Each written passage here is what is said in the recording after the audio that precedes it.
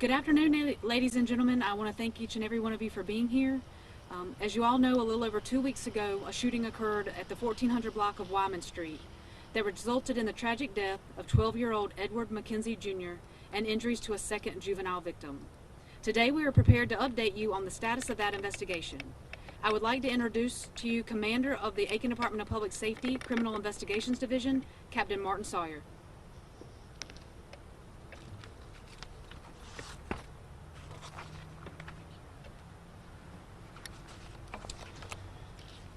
On Saturday morning, October the 10th, at approximately 11:45 a.m., Aiken Public Safety responded to 1415 Wyman Street in reference to a shooting where 2 teenage boys had been shot and one of the boys was deceased. Officers on scene notified adult and juvenile investigators. Our investigators responded, began collecting evidence, starting initial interviews, and begin the process of this very in-depth investigation. This investigation became the top priority for our agency. Over the past several weeks, our agency has invested hundreds of man-hours, completed dozens and dozens of interviews and follow-ups, and has collected strong, compelling evidence in this case. Today I am announcing that we obtained murder warrants for the arrest of 25-year-old Hakeem Dequan Hampton and 31-year-old Demetrius Antoine Williams. Hakeem Hampton is currently in custody at Aiken County Detention Center and charged with murder, assault and battery of a high and aggravated nature, discharging a firearm into a dwelling, and possession of a weapon during the commission of a violent crime. Demetrius Williams is not in custody at this time. We will be continuing our efforts to locate Williams as soon as possible. Williams will be charged with the same crimes as Hampton.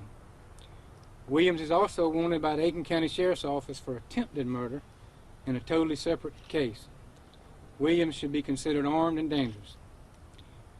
Erica Smith and Tashia Limehouse have both been arrested and charged with accessory after the fact of murder and are currently in the Aiken County Detention Center.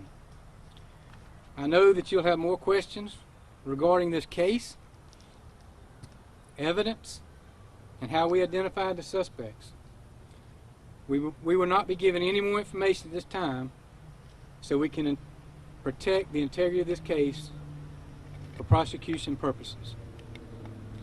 And finally, this shooting was not a random shooting. But the 2 victims in this case were not the intended targets, had no association or involvement with the suspects. These 2 boys were truly innocent victims. Thank you. Thank you, Captain Sawyer. And now I'd like to introduce to you Chief Charles Barranco.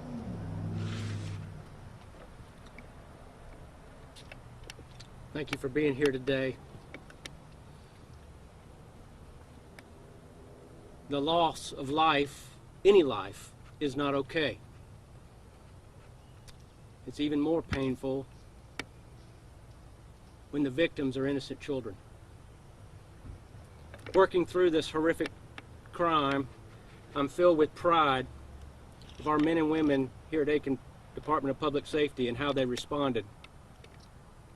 Make no mistake, this case has been challenging and an emotional investigation. And I pray it is one that we never have to endure again. Today, we would not be where we are without the assistance of those members of our community and business community that stepped forward and shared valuable information and evidence that has helped us solve this crime. To the men and women of Aiken Public Safety, good job. I'm very proud of you. And we would not be here without our law enforcement partners that include the Aiken County Sheriff's Office, North Augusta Public Safety, Richmond County Sheriff's Office, the ATF Rage Task Force, SLED, the FBI, Secret Service, and our own Second Judicial Circuit Solicitor's Office. We will continue to work this case and bring it to full prosecution. And with that, I'd like to introduce Councilwoman Gail Diggs. Good afternoon. Every time I think of this young man, Eugene, I think of how much life he should have had left. This was such a senseless murder. And I'll never forget the call and conversation that I had with our chief of police shortly after the murder. I've never heard Chief Barranco cry, but I heard him cry. He was torn up about this young man being gone and the fact that it didn't have to be this way. It was also difficult for me to speak with the mother, Shamisha Martin, and hear her talk about her son and how much she is going to miss him. He's gone too soon. His school community, this entire community is heartbroken. But what we need to remember, and I tell people all of this all the time, when you see something, say something. When you hear something, say something. These young men behind me and young lady spent a lot of time trying to solve this murder. And I'm just so thankful for this collaboration and my guys and girls in blue for being so diligent. Because as long as we work with them and support them, we'll never have to worry about our safety. Because we know that they'll be there for us. And I know that. They love this community, and they're going to do everything in their power, to protect this community. I ask your continued prayers for our community, as well as the mother and the aunt whose son was shot during this incident. And I just thank you for all of your support and your prayers.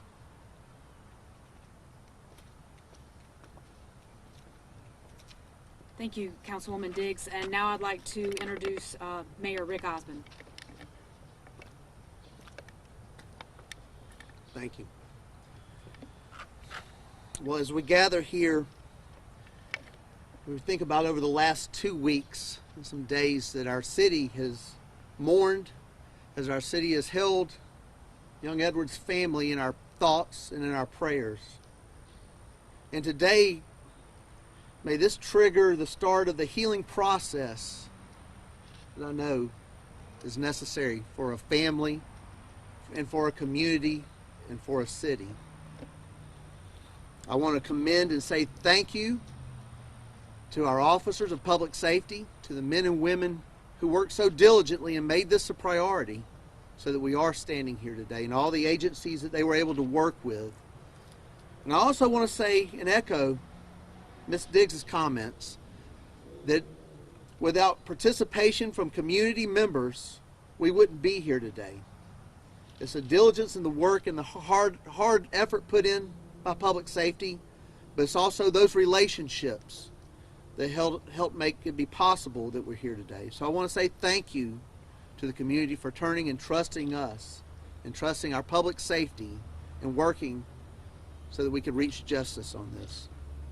Our city will continue to pray for this family, hold them up in our thoughts, and we will continue to strive as a city to work that so no other family has to stand up here, that we don't have to have a day where we're having press conferences like this. Thank you. All right, that concludes our comments this afternoon. One thing we would like to ask is if you would just respect the family's right to privacy as we all leave here this afternoon, and thank you all for coming.